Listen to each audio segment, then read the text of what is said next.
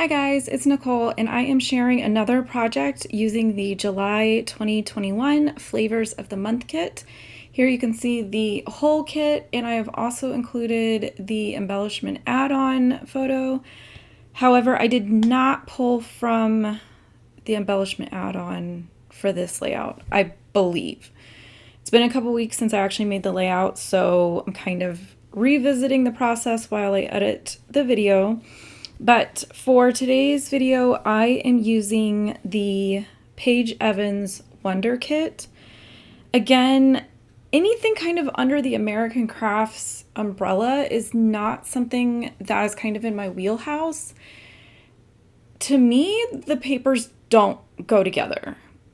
But I think it's because they are, my understanding of these lines is there's more patterns to choose from compared to like a regular like Simple Stories or Echo Park release. So the pattern papers that came in the main kit, it just says paper 16, paper 11, and paper 6. So if they're titled after numbers, that makes me think that there's probably a ton. So again, I keep this part of the video in real time to show you guys. This is just me going through everything, getting a first look at it, and sort of trying to figure out what am I drawn to, what do I think I can work with, or what do I sort of want to work with more. Here, I've got the 2 sheets of pattern paper that also go with this line, which are page 8 and page 2, I guess is the title of them. These are from the pattern paper add-on kit.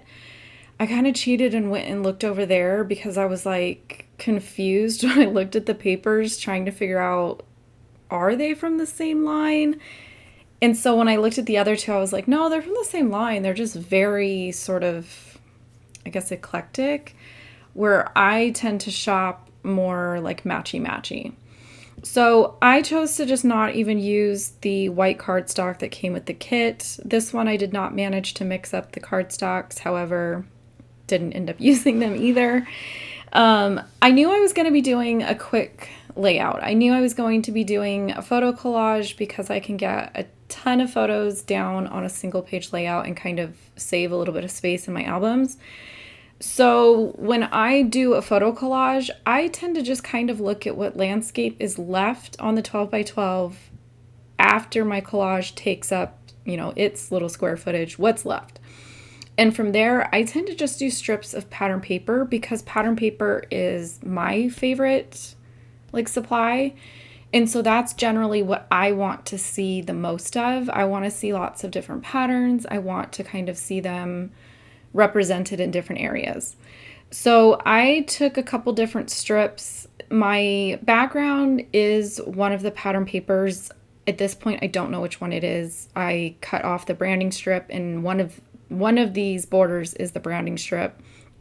It actually matches the half circle banner looking pattern paper, so I only had to cut one strip off to get a matching border for that. I used the opposite side of that, which was like a pink and red stripe pattern, to make super skinny little border strips. To me, that's a go-to if I feel like the pattern papers are kind of getting lost and I don't want to ink the edges. I'll just get a contrasting color of cardstock or one of the other pattern papers and make a super skinny kind of edge piece just to break things up. From there, I go through and I look at the die cuts or stickers that specifically came with my kit. So because of the way that the kit is structured, Rochelle takes a full pack of embellishments and splits them between, say, 4 or 5 kit subscribers. So you're not stuck having to kind of be overwhelmed by a full pack of embellishments. You're getting a sampling. So some people might get the exact same die cuts as me. Some people might get a completely different mixture of them. And that's kind of why I like to go back on the Facebook group. And I follow a couple people on Instagram that use the kits. So I like to go back and kind of see what was in their kit that was different than what I personally got. And then kind of how did they pair it with the same papers, because we're all starting with the same papers. And then I do usually try to find a way to make my title out of whatever pieces came in my kit, if I can. I liked these little they were phrases that were made out of individual puffy letters.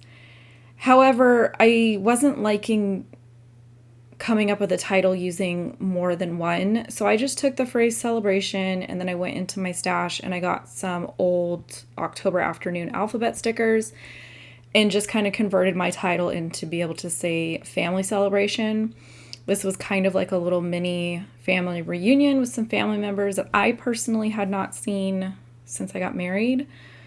So it was kind of fun to catch up and see family that I hadn't seen in a long time and that we had kind of lost touch with, and then managed to find again thanks to Facebook. So I didn't want to take up a 2-page layout, mostly because the photos that I had weren't the greatest. I had taken them on my cell phone, and that's not to say that cell phone photos are not good quality.